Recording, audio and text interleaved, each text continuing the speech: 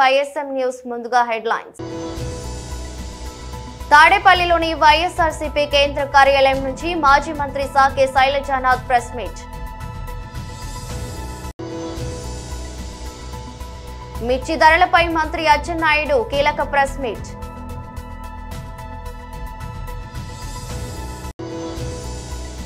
MLC ఎన్నికల ప్రచారంలో అధికారులకు ఈటెల వార్నింగ్.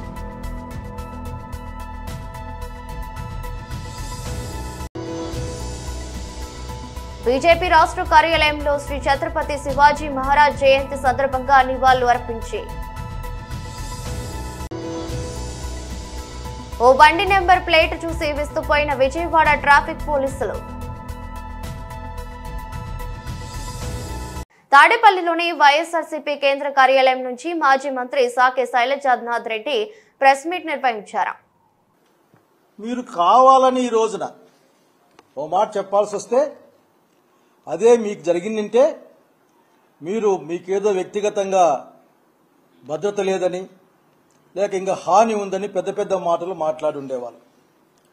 ఈరోజు మాజీ ముఖ్యమంత్రి Z+ కేటగిరీ భద్రత ఉన్న ఒక నాయకుడు రైతులతో మాట్లాడడానికి గుంటూరు వెళ్తే మీ కింద పనిచేసే లేకపోతే మీ యొక్క సూపర్విజన్లో పనిచేసే లా అండ్ ఆర్డర్ డిపార్ట్మెంటు అక్కడ చేతులు ఎత్తేసిందని చెప్పడం కంటే కూడా అక్కడ కనిపించకుండా పోయిన సంగతి దేన్ని తెలియజేస్తా ఉందని అడుగుతా ఉన్నాం. మీరు మాజీ ముఖ్యమంత్రి పట్ల మీరు ప్రవర్తించే తీరే అసలు ప్రజలు దాన్ని చెడ్డగా మాట్లాడుకుంటూ ఉన్నారు. మిమ్మల్ని చూసి ఇది మంచిది కాదని తెలియజేస్తా ఉన్నాం. అసలు మీరు ఏమనుకుంటున్నారో నాకు అర్థం కావడంలే. మీకు కావలసిన వాళ్ళ చేత 11 సీట్లని అట్లా ఇట్లా ఎద్దేవా చేయిస్తూ ఉంటారు. ఒక విషయాన్ని స్పష్టంగా చెప్పాలనుకుంటా ఉన్నాం. ఈ రాష్ట్రంలో జగన్మోహన్ రెడ్డిని మించిన బలమైన రాజకీయ నాయకుడు వేరెవరూ లేరు. దాదాపు 40% ఓట్లు కలిగిన పార్టీ ఇది. మీరు కూటమి పేరు మీద మీరు సేన వాళ్ళు అర్థ బీజేపీ అంతా కలిస్తే కూడా వచ్చిన ఓట్లు తప్పనిస్తే single largest that is strongest party ఉంటుంది వైఎస్ఆర్సీపీ రాష్ట్రంలో. నాయకుడు జగన్మోహన్ రెడ్డి గారు దాన్ని మీరు గుర్తించినా నిరాకరించినా సరే అక్కడికి హాజరైన అశేష జనవాహిని తెలియజేస్తుంది జగన్మోహన్ రెడ్డి గారి పట్ల ఆంధ్ర రాష్ట్ర ప్రజానీకానికి ఉన్న నమ్మకం ఏంది, భరోసా ఏందన్న విషయం పట్ల. నేను పోలీసు వాళ్ళని కూడా అడుగుతా ఉన్నాను. ఈ మధ్య అర్థం కావడం లేదు మాలాంటి వాళ్లకు. వ్యవస్థలు రాష్ట్రాల్లో పనిచేస్తాయి, వ్యవస్థలు పార్టీల కోసం పనిచేయం. వ్యవస్థలు పార్టీల కోసం పనిచేయాల్సి వస్తే అప్పుడు యూపీఎస్సీలో పెట్టుకోవాలి ఎగ్జామ్. తెలుగుదేశం పార్టీకి వీళ్ళు ఎస్పీలు వీళ్ళు ఐఏఎస్లని, అట్లా ఇంకొక పార్టీకి వీళ్ళు ఎస్పీలు ఐఏఎస్లని యూపీఎస్లో ఆ కాలం పెట్టి చేయించుకోవాలి. మీరు దయచేసి ఇప్పటికైనా మారమని కోరుతా ఉన్నాం. అనేక విషయాలు మాట్లాడాల్సి వస్తుంది. ఆ విషయాలన్నీ మాట్లాడడానికి సందర్భం కూడా కాదనుకుంటున్నా నేను. ఈ రోజున జగన్మోహన్ రెడ్డి గారు రైతులని పరామర్శించడానికి పోవడానికి మీకున్న ఇబ్బంది ఏందో నాకు అర్థం కాదు, కానీ అర్థం చేసుకునే ప్రయత్నం చేస్తా ఉన్నాం. ఎందుకంటే ఇప్పటికి కూడా రైతు పట్ల జగన్మోహన్ రెడ్డి గారు మిర్చి యార్డుకు పోతే తప్ప మీకు ఏమాత్రం కూడా గుర్తు లేకుండా ఇప్పుడు ఉత్తరం రాస్తారు, కేంద్ర ప్రభుత్వానికి రాసే ప్రయత్నం చేస్తారు. రైతాంగం మిర్చి ధరలపై మంత్రి అచ్చెన్నాయుడు కీలక ప్రెస్ మీట్ నిర్వహించారు. అధికారంలో ఉన్న ప్రతిపక్షంలో ఉన్న నిరంతరం ప్రజల పక్షాన పనిచేసినటువంటి వ్యక్తే నిజమైనటువంటి ప్రజానాయకుడని చెప్పి మనందరికి కూడా తెలుసు. గత 5 సంవత్సరాలు హ్యూజ్ మ్యాండేట్ వచ్చింది. 151 స్థానాలతో ఒక వ్యక్తి ఈ రాష్ట్రానికి ముఖ్యమంత్రి అయ్యాడు. అధికారం ఉన్నటువంటి 5 సంవత్సరాలు కేవలం ప్యాలెస్కే పరిమితమై ఈ రాష్ట్రంలో ఏమి జరుగుతుంది, ప్రజలు ఏ ఇబ్బందులు పడుతున్నారు, అటు పత్రికలు కానీ మీడియా కానీ ప్రతిపక్షాలు కానీ ఎంత గోచించినా సరే ఒక్క రోజు కూడా వెళ్ళి చూసినటువంటి సందర్భాలు లేనటువంటి నాయకుడు, ఇటువంటి నాయకుడు ఈ రాష్ట్రంలో ఉండకూడదు, ఇటువంటి వ్యక్తి అసలు రాజకీయాలకే పనికిరాడు అని చెప్పి 5 కోట్ల మంది తెలుగు ప్రజలు మొన్న జరిగినటువంటి ఎన్నికల్లో చిత్తుగా ఓడించి ఇంటికి పంపించిన విషయాన్ని ఒక్కసారి గుర్తు చేస్తున్నాను. గెలుపు ఓటములు సహజం, ఒక రాజకీయ పార్టీకైనా ఒక వ్యక్తికైనా సహజం. ఎవరమైనా సరే ఓడిపోయేటప్పుడు ఎందుకు ఓడిపోయాం, కారణాలు ఏమిటని అన్వేషించుకొని ముందుకెళ్ళాలి. కానీ ఈరోజు ఆ వ్యక్తి పరిస్థితి చూస్తుంటే, మాటలు వింటుంటే ఆ వ్యక్తి పూర్తిగా స్థితి పూర్తిగా లేనటువంటి వ్యక్తిగా మాట్లాడుతున్నాడు. 8 మాసాల్లో చంద్రబాబు నాయుడు గారు వ్యవసాయ శాఖని ఏమీ చెయ్యలేదు, రైతు దీనావస్థలో ఉన్నాడు, పంటలకి గిట్టుబాటు రావడం లేదని చెప్పి ఈరోజు పచ్చి అబద్ధాలు మాట్లాడుతున్నటువంటి వ్యక్తికి నేను ప్రెస్ మీట్ పెట్టి సమాధానం చెప్పలేనటువంటి అవసరం ఉన్నా సరే, ప్రజా జీవితంలో ఉన్నాం కాబట్టి, మనం ప్రజలకి జవాబుదారీ కాబట్టి ఈరోజు రైతులకి ఈ రాష్ట్ర ప్రభుత్వం చేసిన విషయాలని తెలియచేయాలనే ఉద్దేశంతోనే ఈరోజు పత్రికా సమావేశం పెట్టాను.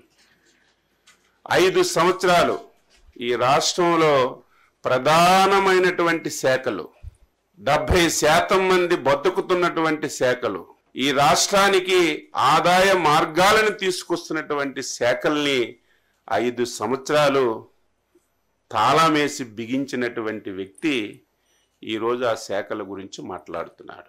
ఈరోజు వ్యవసాయ అనుబంధ శాఖలు, ఈ రాష్ట్రంలో 60-70% మంది వ్యవసాయం అనుబంధ రంగాల మీద ఆధారపడ్డారు.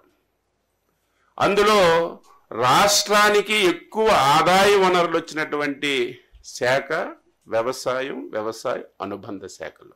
5 సంవత్సరాలు ఒక్కటి ఐఏఎస్లు, ఐపీఎస్లు, పబ్లిక్ సర్వెంట్లు ప్రజలకు సేవ చేయడమే లక్ష్యంగా పనిచేయాలని బీజేపీ ఎంపీ ఈటెల రాజేందర్ హితవు పలికారు. ప్రభుత్వంలోని పెద్దలు చెప్పారని నిబంధనలకు విరుద్ధంగా నడుచుకుంటే మాజీ ఐఏఎస్ అధికారి శ్రీలక్ష్మికి పట్టిన గతే పడుతుందని హెచ్చరించారు. తాము కూడా ఆరెంజ్ బుక్ మెయింటైన్ చేస్తున్నామని ఈటెల చెప్పారు. రూల్స్ కు విరుద్ధంగా ప్రతిపక్ష నేతలను వేధింపులకు గురి చేయడమే లక్ష్యంగా పనిచేస్తున్న అధికారుల పేర్లను అందులో రాసుకుంటున్నామని తెలిపారు. సమయం వచ్చినప్పుడు లెక్కలతో బయటపెట్టి ఫలితం అనుభవించేలా చేస్తామని ఈటెల పేర్కొన్నారు. ఈ మేరకు బుధవారం వరంగల్ జిల్లాలో ఎమ్మెల్సీ ఎన్నికల ప్రచారం సందర్భంగా ఏర్పాటు చేసిన మీడియా సమావేశంలో ఈటెల ఈ వ్యాఖ్యలు చేశారు. బాస్ల ఆదేశాల ప్రకారం కాకుండా చట్ట ప్రకారం నడుచుకోవాలని ఐఏఎస్, ఐపీఎస్ అధికారులకు ఈటెల సూచించారు. చట్టం నుంచి ఎవరూ తప్పించుకోలేరని, పిల్లి కళ్ళు మూసుకుని పాలు తాగినట్లుగా పనిచేస్తే ఎట్టి పరిస్థితుల్లోనూ ఊరుకోబోమని స్పష్టం చేశారు. ఉపాధ్యాయ ఎమ్మెల్సీ ప్రచారానికి వెళ్తే ప్రజల బీజేపీకి సంపూర్ణ మద్దతు ఇస్తున్నారని తెలిపారు. రాష్ట్రంలో విద్యా వ్యవస్థను బీఆర్ఎస్ భ్రష్టు పట్టించిందని, ప్రభుత్వం కాంగ్రెస్ కూడా అదే పద్ధతిలో ముందుకు సాగుతుందని ఆరోపించారు. కాంగ్రెస్ కు కూడా బీఆర్ఎస్ కు పట్టిన గతే పడుతుందని ఈటెల రాజేందర్ పేర్కొన్నారు. 2 జోన్లలో, ఒకటి వరంగల్ జోన్లో టీచర్ ఎమ్మెల్సీకి, కరీంనగర్ జోన్లో teacher as well as graduates ఎమ్మెల్సీకి ఎన్నికలు ఈ నెల 27వ తారీఖున జరగబోతూ ఉన్నాయి. ఒకరోజు నేను కరీంనగర్ ఎమ్మెల్సీ స్థానంలో నేను ప్రచారం చేసి ఇవాటికి 3వ రోజు ఇక్కడ ప్రచారం చేస్తూ ఉన్నా. కేజీబీవీ స్కూళ్ళకు పోతే మా సమస్య మీద మీరే మాట్లాడినారు తప్ప సమస్య ఇంకా పరిష్కారం కాలే. మోడల్ స్కూళ్ళకు పోతే మీరు మా సమస్యల మీద కొట్లాడుతున్నారు, మీకే మా మద్దతు. గవర్నమెంట్ స్కూళ్ళలో టీచర్ల దగ్గరికి పోతే మాకు 5 డిఏలు పెండింగ్ ఉన్నాయి, మా పిఆర్సీ పెండింగ్ ఉంది, రిటైర్డ్ అయినటువంటి టీచర్లకు బెనిఫిట్స్ కూడా రావట్లేదు, అన్యాయం ఉన్నది. 317 జీవో తెచ్చి మా టీచర్లకు ప్రశాంతత లేకుండా చేసిండు కేసీఆర్. ఈ ప్రభుత్వం కూడా గట్టినే చేస్తూ ఉంది. ఇవన్నిటి మీద కొట్లాడగలిగే శక్తి సత్తా ఉంది, మీకే మా ఓటేస్తామని చెప్పి గవర్నమెంట్ స్కూల్ టీచర్లు, మోడల్ స్కూల్ టీచర్లు, ప్రైవేట్ స్కూల్ టీచర్లలో, ప్రైవేటు కాలేజీలలో 4 ఏళ్ళు అవుతుంది మా ఫీ రియంబర్స్మెంట్ రాక, జీతాలు ఇవ్వలేకపోతున్నాం, టీచర్లకు జీతాలు ఇవ్వలేకపోతున్నాం, కిరాయి భవనాలకు రెంట్లు కట్టలేకపోతున్నాం, కరెంటు బిల్లులకు కూడా కష్టమైపోతుంది, అప్పుల పాలవుతుంది. మేము కూడా ఎవరు గెలిచినా మళ్ళీ అధికార పార్టీకి పోయే ఆస్కారం ఉంది కాబట్టి మాకు కొట్లాడే వాళ్ళు కావాలి.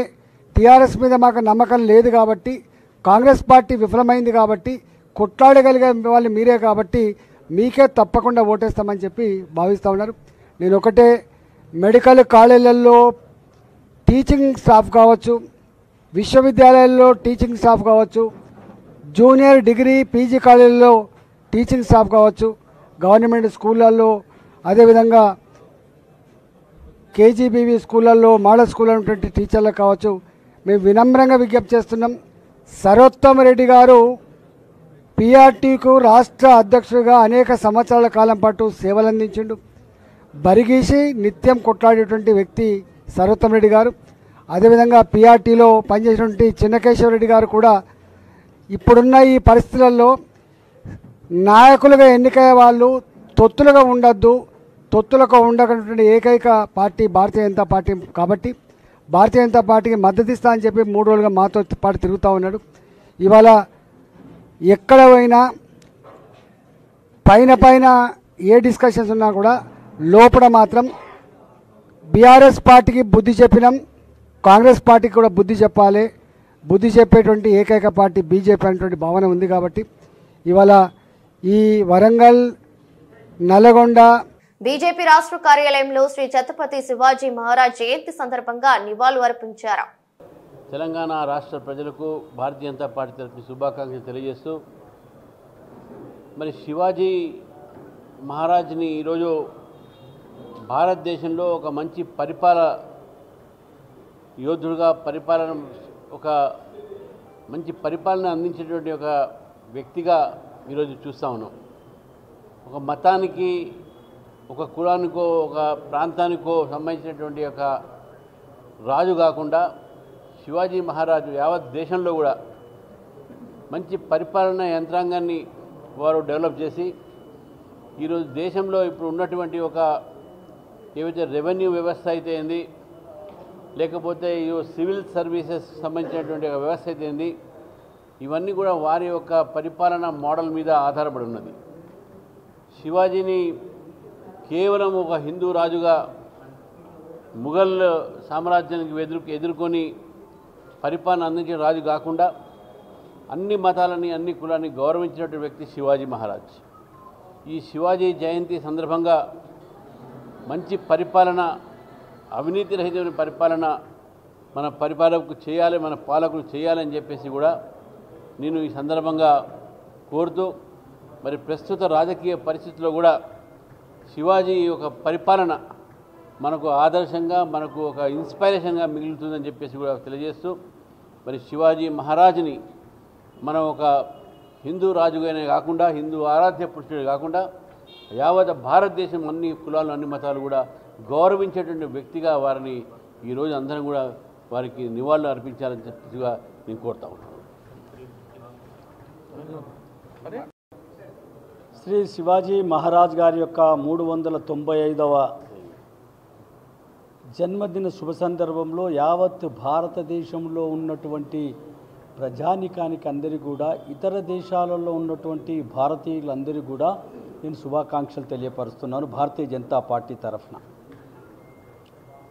ఈ దేశంలో ఉన్నటువంటి ప్రస్తుత 29 రాష్ట్రాలలో ఏ రకంగా పరిపాలన ఉండాలని ఆనాడు 395 సంవత్సరాల తర్వాత క్రితము తను ఏదైతే యావత్ సామ్రాజ్యానికి అధిపతిగా ఉండి ఏ రకంగా సేవలు అందించాలి, ఇంతకుముందు మా రామచంద్రరావు గారు చెప్పినట్టు డిఫెన్స్ ఏ రకంగా ఉండాలి, రక్షణ రంగం ఏ రకంగా ఉండాలి, వైద్య రంగం ఏ రకంగా ఉండాలి, విద్యారంగం ఏ రకంగా ఉండాలి, సివిల్ సర్వీసెస్ ఏ రకంగా పనిచేయాలి, రాజకీయ నాయకులు నిస్వార్థన భావనతో ఏ రకంగా పనిచేయాలి, ప్రజలకు సేవ చేసేటటువంటి అంకిత భావంతో ఏ రకంగా పనిచేయాలి అనేటటువంటి ఆదర్శవంతమైనటువంటి పరిపాలన నడిపించి అంచెలంచెలుగా ఇప్పటి ఈ సంవత్సరంలో నడుస్తున్నటువంటి రాజకీయ నాయకులకు అందరికీ కూడా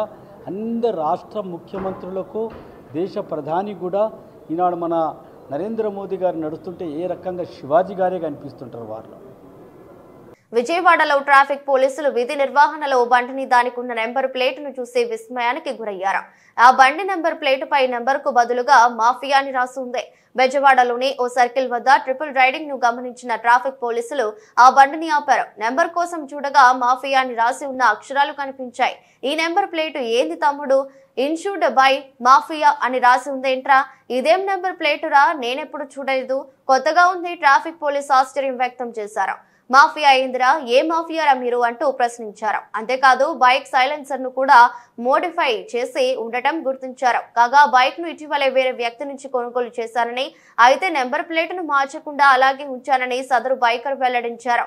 దాంతో ట్రాఫిక్ పోలీసులు అప్పటికప్పుడు ఆ కుర్రాన్ని ఇంటికి పంపించి నెంబర్ ప్లేట్ తెప్పించి అక్కడే రోడ్డుపైనే బండికి బిగించారు. దీనికి సంబంధించిన వీడియో ఇప్పుడు వైరల్ అవుతుంది.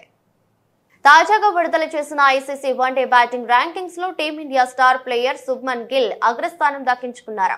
ఇటీవల స్వదేశంలో ఇంగ్లాండ్ తో జరిగిన 3 వన్డేల సిరీస్ ఈ యువ బ్యాటర్ అద్భుతంగా రాణించిన విషయం తెలిసిందే. ఆ అద్భుత ప్రదర్శన కారణంగా నెంబర్ 1 గా ఉన్న పాక్ స్టార్ ఆటగాడు బాబర్ ఆజమ్ ను వెనక్కి నెట్టి గిల్ అగ్రస్థానం కైవసం చేసుకున్నాడు. 796 రేటింగ్ పాయింట్లతో గిల్ నెంబర్ 1 ర్యాంక్ దక్కించుకోగా 773 రేటింగ్ పాయింట్లతో బాబర్ 2వ స్థానానికి పడిపోయాడు. గిల్ వన్డే క్రికెట్ లో నంబర్ 1 ర్యాంకింగ్ ను దక్కించుకోవటం ఇది రెండోసారి. అటు గిల్ తర్వాత టాప్ 10లో 3 భారత ఆటగాళ్లు చోటు దక్కించుకున్నారు. టీమిండియా కెప్టెన్ రోహిత్ శర్మ 3వ స్థానంలో నిలిచాడు. అలాగే విరాట్ కోహ్లీ 6 ర్యాంక్ దక్కించుకోగా శ్రేయస్ అయ్యర్ 1 ర్యాంకు మెరుగుపరుచుకుని 9వ స్థానానికి ఎగబాకాడు. కాగా ఇటీవల ఇంగ్లాండ్ తో ముగిసిన 3 మ్యాచ్ల వన్డే సిరీస్ లో గిల్ అద్భుతంగా ఆడాడు. నాగ్పూర్ లో జరిగిన మొదటి మ్యాచ్ లో 96 బంతుల్లో 87 పరుగులు చేశాడు. కటక్ లోని బారాబతి స్టేడియంలో జరిగిన 2వ వన్డేలో 52 బంతుల్లో 60 రన్స్ బాదాడు. ఇక అహ్మదాబాద్ లోని నరేంద్ర మోదీ స్టేడియంలో జరిగిన ఆఖరిదైన 3వ వన్డేలో గిల్ సెంచరీతో అదరగొట్టిన విషయం తెలిసిందే. అలాగే అయ్యర్ కూడా 3 మ్యాచ్లలో వరుసగా 59, 44, 78 పరుగులు చేసి సత్తా చాటాడు.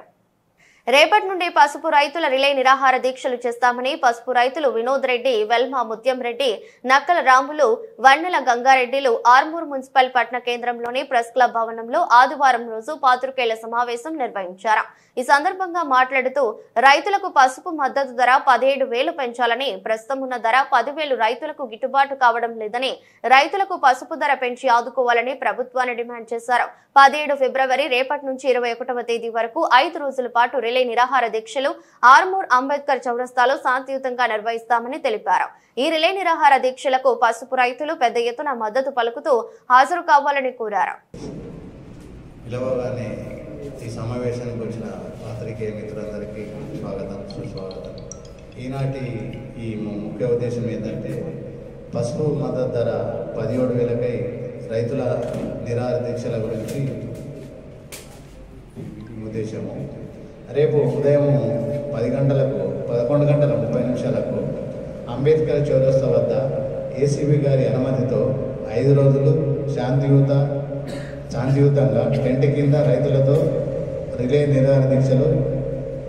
గత సంవత్సరం 15,000 ధర పసుపు ధర పలికింది. ఈ సంవత్సరం నిన్నటి రోజున 10,800 పలికినది. పంట ఖర్చులు పెరిగినాయి. 1 ఎకరానికి 1,50,000 రూపాయల ఖర్చు అవుతుంది 1 ఎకరం పండించడానికి. ఆర్మూర్, బాల్కొండ, నిజామాబాద్ రూరల్, నిర్మల్, మెట్పల్లి అసెంబ్లీ నియోజకవర్గ పసుపు పండించిన రైతులతో రిలే నిరాహార దీక్షలు. రేపటి కార్యక్రమానికి అన్ని గ్రామాల రైతులు తరలివచ్చి రిలే నిరాహార దీక్షలో పాల్గొనాలని కోరుచున్నాము. గత సంవత్సరము ఇదే పసుపు 15,000 ధర పలికింది. కానీ నేడు 10,000 మార్కెట్లో పలుకుతుంది. నిన్నటి ధర. అయితే ఇది రైతులకు సరైన ధర కాదు, రైతులకు గిట్టుబాటు కాదు. 1 ఎకరం పసుపు పండించడానికి 1 లక్షల రూపాయల ఖర్చు అవుతుంది. దాన్ని ఈ ధరను పోల్చుకుంటే రైతు ఏం లాభపడింది లేదు. ఈ విషయాన్ని ప్రభుత్వాల దృష్టికి తీసుకురావడానికే రేపు రిలే నిరాహార దీక్షలు నిర్వహించడం జరుగుతుంది. ఏసీపీ గారి అనుమతితోనే ఈ కార్యక్రమాన్ని నిర్వహిస్తున్నాము. ఈ కార్యక్రమంను శాంతియుతంగా ఎలాంటి గొడవలు లేకుండా నిర్వహిస్తాము. ధర్నాలు కానీ రాస్తారోకోలు కానీ ఏమి లేవు. శాంతియుతంగా టెంట్ కింద రైతులు రిలే నిరాహార దీక్ష నిర్వహిస్తారు. తమ డిమాండ్లను ఎలక్ట్రానిక్ ప్రింటింగ్ మీడియా ద్వారా ప్రభుత్వానికి తమ డిమాండ్లను తెలియజేస్తారు. రేపు జరిగే కార్యక్రమానికి అన్ని గ్రామాల నుండి రైతులు పాల్గొని తమ డిమాండ్లను నెరవేర్చుకోవాలని ఈ వేదిక ద్వారా నేను రైతులను కోరుచున్నాను. నాగర్ కర్నూలు జిల్లాలో చారకుండ నుంచి కల్వకుర్తి వెళ్లే దారిలో ఉన్న సారంబండ తండా కరువు రోడ్డు దగ్గర యాక్సిడెంట్ హాట్స్పాట్ గా ఉన్నందున ఎలాంటి సూచనలు తీసుకోవాలని అనే దాని మీద కల్వకుర్తి డీఎస్పీకి మరియు వెల్దండ సిఐకి మరియు చారకుండ ఎస్ఐకి ఎలాంటి సూచనలు జాగ్రత్తలు పాటించాలనే దాని మీద దిశానిర్దేశం చేసిన నాగర్ కర్నూలు జిల్లా ఎస్పీ గైక్వాడ్ వైభవ్ రఘునాథ్. రెడ్డి గారికి, సిఐ కల్వకుర్తి నాగార్జున గారికి, ఇక్కడ లోకల్ ఎస్ఐ శంషుద్దీన్ గారికి, తర్వాత అందరు SI from Kalwakurthy sub division మరియు మన పోలీస్ సిబ్బంది, అలాగే ఈ ప్రోగ్రాంలో వచ్చిన మన చార్కొండ గ్రామ ప్రజలు, ప్రజాప్రతినిధులు, బిజినెస్ పర్సన్స్, సంఘాల నుంచి వచ్చిన అందరూ అండ్ మీడియా మిత్రులకి అందరికీ నమస్కారం. మొదటి నేను మన లోకల్ ఎస్ఐ శంషుద్దీన్ గారికి మరియు ఎవరైనా ఈ ప్రాజెక్ట్ గురించి డొనేషన్ ఇచ్చారో అందరికీ కంగ్రాచులేషన్ అండ్ ధన్యవాదాలు. ఎందుకంటే ఇది చాలా మంచిగా ఇనిషియేటివ్ ఇక్కడ చార్కొండ ప్రజలు తీసుకున్నారు. ఒక గ్రామ పంచాయత్ మండల్ హెడ్ క్వార్టర్లో ఇంత పెద్ద 32 కెమెరా మన నాగర్ కర్నూలు డిస్టిక్లో ఇక్కడ కూడా ఇన్స్టాలేషన్ చేయలేదు ఇప్పుడు. సో ఇది పెద్ద 32 కెమెరా, అది చాలా నెంబర్స్ ఉన్నాయి. ఐ థింక్ అది మన అందరి చోట్ల అన్ని కార్నర్స్, చౌరాస్తా ఈ 32 కెమెరాస్లో కవర్ అయింది. ఈ కెమెరాస్ ఎందుకు ఇంపార్టెంట్ అంటే మన ట్రెడిషనల్గా పోలీసింగ్ నడుస్తుంది, మన రెగ్యులర్ పోలీసింగ్, ఇన్వెస్టిగేషన్, ఎవరైనా విట్నెస్ చూస్తారు లేదా డాగ్ స్క్వాడ్ అన్నీ మొత్తం నడుస్తుంది. బట్ ఇప్పుడే ఎట్లా టెక్నాలజికల్ అడ్వాన్స్మెంట్ అయితే మన పోలీస్ డిపార్ట్మెంట్లో కూడా ఇది టెక్నాలజికల్ అడ్వాన్స్మెంట్ కావాలి. ఈ సీసీటీవీ కెమెరా మన చాలా నేరాల గురించి చాలా ఇంపార్టెంట్. అది మీకు అందరికీ తెలుసు, మర్డర్ కేసు కానీ, రోడ్ యాక్సిడెంట్ కేసెస్ కానీ, hit and run accident cases కానీ, మిస్సింగ్ కేసెస్ కానీ, రకరకాల క్రైమ్ ఇట్లా జరుగుతుంది. ఈ కల్వకుర్తి ప్రాంతంలో ఇది కొత్త హైవేస్ ఉన్నాయి, మరియు ఇక్కడ శ్రీశైలం హైవే, కల్వకుర్తి జడ్చర్ల హైవే, ఇక్కడ చార్కొండలో కూడా నల్గొండ చార్కొండ హైవే, ఈ అన్ని చోట్ల రెగ్యులర్గా రోడ్ ప్రమాదం కూడా జరుగుతుంది. చాలా టైంలో నైట్ టైంలో యాక్సిడెంట్ జరిగితే ఎవరైనా హిట్ చేసి పోతున్నారు, అది వెహికల్ డిటెక్షన్ కూడా చాలా కష్టం అది. సో ఇది ఒకటి ఛాలెంజ్. ఈ అన్ని మొత్తం డిటెక్షన్ కావాలి అంటే కెమెరా చాలా యూస్ఫుల్. ఒక కెమెరా మన 100 పోలీస్ పర్సనల్ యాక్వప్ అని ఒక కెమెరా చేస్తున్నారు. ఇది 100 పోలీస్ పర్సన్ కూడా అది డిటెక్షన్ కాలేదు, ఈ థింగ్ ఒక కెమెరా డిటెక్ట్ చేస్తున్నారు. సో ఇది చాలా మంచిగా ఇనిషియేటివ్. నేను కూడా ఇక్కడ వచ్చిన తర్వాత మన అందరు ఆఫీసర్లో నేను రిక్వెస్ట్ చేశాను, మన పోలీస్ డిపార్ట్మెంట్ టార్గెట్ అంటే ప్రతి గ్రామంలో మన నాగర్ కర్నూలు డిస్టిక్లో ఆల్మోస్ట్ 460 విలేజెస్ ఉన్నాయి. ఈ ప్రతి గ్రామంలో కనీసం 4 కెమెరాస్ కావాలి, అట్లీస్ట్ ఎంట్రీ ఎగ్జిట్ పాయింట్లో, ఇంపార్టెంట్ చౌరస్తాలో. ఈ ప్రతి గ్రామంలో మన కెమెరా ఇన్స్టాల్ చేయడానికి నేను అందరు ఆఫీసర్లో కూడా వార్తలు ముగించే ముందు మరోసారి హెడ్లైన్స్. తాడేపల్లిలోని వైఎస్ఆర్సీపీ కేంద్ర కార్యాలయం నుంచి మాజీ మంత్రి సాకే శైలజానాథ్ ప్రెస్ మీట్. మిర్చి ధరలపై మంత్రి అచ్చెన్నాయుడు కీలక ప్రెస్ మీట్.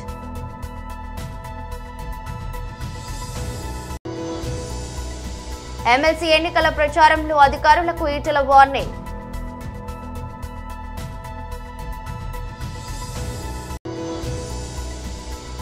బీజేపీ రాష్ట్ర కార్యాలయంలో శ్రీ ఛత్రపతి శివాజీ మహారాజ్ జయంతి సందర్భంగా నివాళులు అర్పించి ఓ బండి నెంబర్ ప్లేట్ చూసి విస్తుపోయిన విజయవాడ ట్రాఫిక్ పోలీసులు. ఇదరస్ట్ బులెటిన్ మరో బులెటిన్లో మళ్ళీ కలుద్దాం. అంతవరకు సెలవు. నమస్కారం.